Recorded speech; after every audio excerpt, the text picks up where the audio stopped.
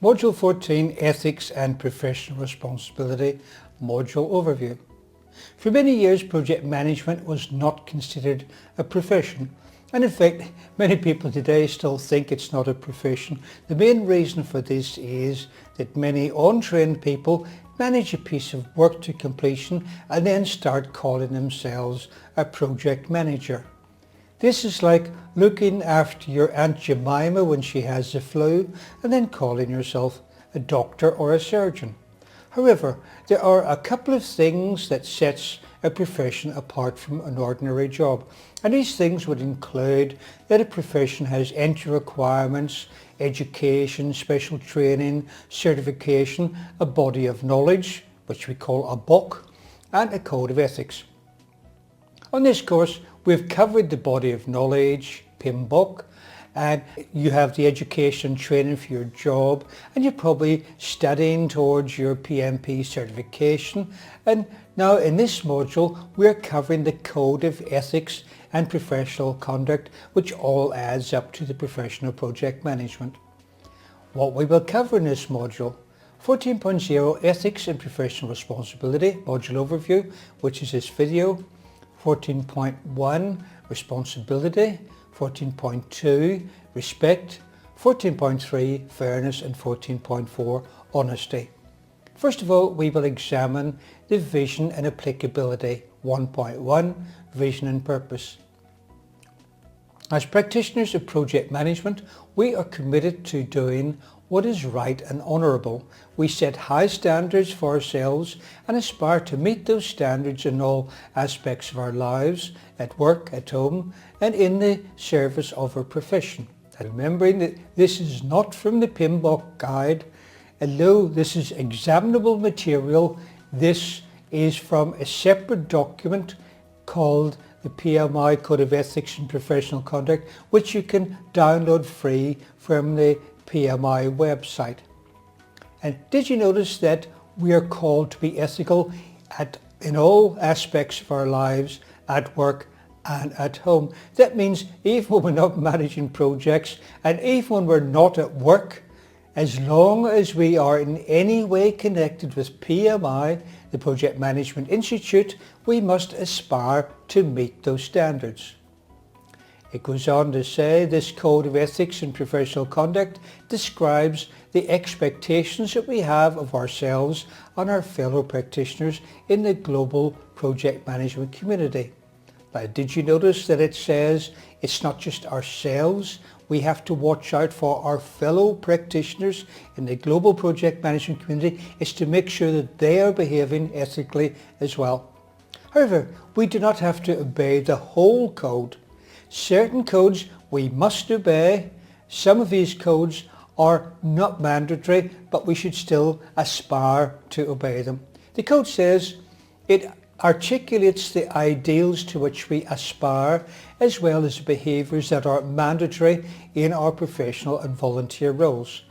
The purpose of this code is to instill confidence in the project management profession and to help an individual become a better practitioner. It says instill confidence in the project management profession. Every time a project manager acts unethically, or someone related with the PMI or someone who has a PMP, if they act unethically, the profession of project management as a whole suffers. And that is why we must aspire to meet these standards, because when we do, we help not just our profession, but also our fellow practitioners and ultimately the whole community. How do we do this? We do this by establishing a profession-wide understanding of appropriate behaviour. We believe that the credibility and reputation of the project management profession is shaped by the collective conduct of individual practitioners. We believe that we can advance our profession both individually and collectively by embracing this code of ethics and professional conduct. Understanding the PMI Code of Ethics and Professional Conduct gives us an understanding of the type of behaviour which is appropriate. We also believe this code will assist us in making wise decisions, particularly when faced with difficult situations where we may be asked to compromise our integrity or our values. Our hope is that this code of ethics and professional conduct will serve as a catalyst for others to study, deliberate and write about ethics and values. Further, we hope this code will ultimately be used to build upon and evolve our profession. This code reduces the guesswork when we're faced with an ethical dilemma and provides us with a framework for making the right decisions and moving forward. 1.2. Persons to whom the code applies. Spoiler alert, the Code of Ethics and Professional Conduct applies to everybody in any way connected with PMI whatsoever. It says it applies to all PMI members. And so if you're a member of PMI, you don't need to look any further in this chapter to find out if you have to follow the code. The simple answer is yes, you do. Okay, but what if you aren't a PMI member? Individuals who are not members of PMI but meet one or more of the following criteria. Non-members who hold a PMI certification. And that's something that many people don't actually realise, that you don't have to be a member of PMI to have a PMP certification.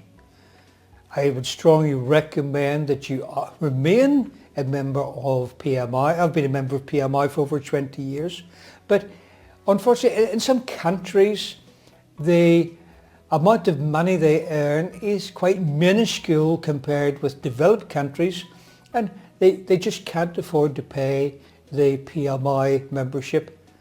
Although personally I find the PMI membership is a very reasonable cost compared with some of my other memberships, and I get a lot of value from PMI membership. Non-members who apply to commence a PMI certification process.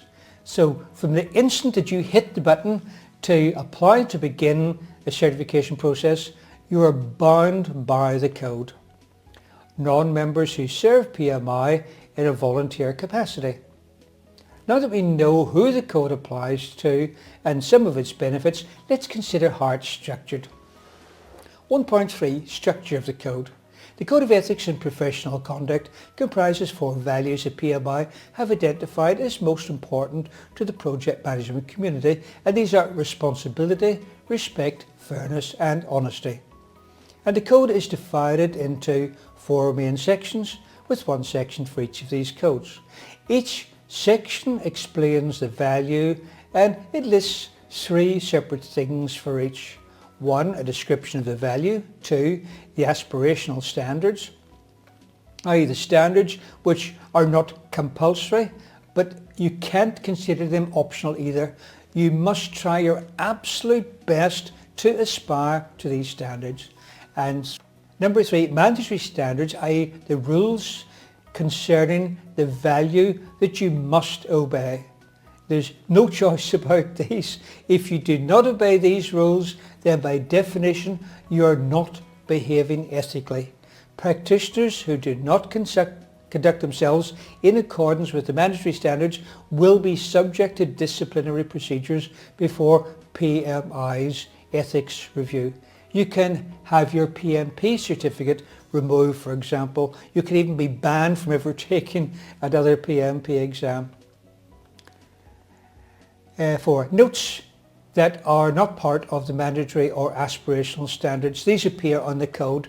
They're there to provide examples and other clarifications. I'll just point out one thing which I noticed is that some of the notes are written in pale grey on top of slightly darker grey, and it's easy to miss them, so look carefully for those notes. Finally, a glossary can be found at the end of the standard. The glossary defines words and phrases used in the code, and you'll find that each time a word which appears in a glossary appears for the first time in the text, it will be underlined in the text. So if you see an underlined word, it means it appears in the glossary, but it's not going to be underlined after that. Section 4, values that support this code. Practitioners from the global project management community were asked to identify the values that formed the basis of their decision making and guided their actions. The values that the global project management community defined as most important were responsibility, respect, fairness and honesty. This code affirms these 4 values as its foundation. Comment: the conduct covered under the aspirational standards and conduct covered under the mandatory standards are not mutually exclusive.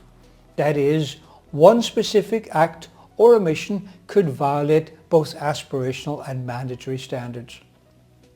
And that brings us to the end of Ethics and Professional Responsibility Module Overview. The next lesson is 14.1, Responsibility. Please read the Code of Ethics and Professional Responsibility before reading this section.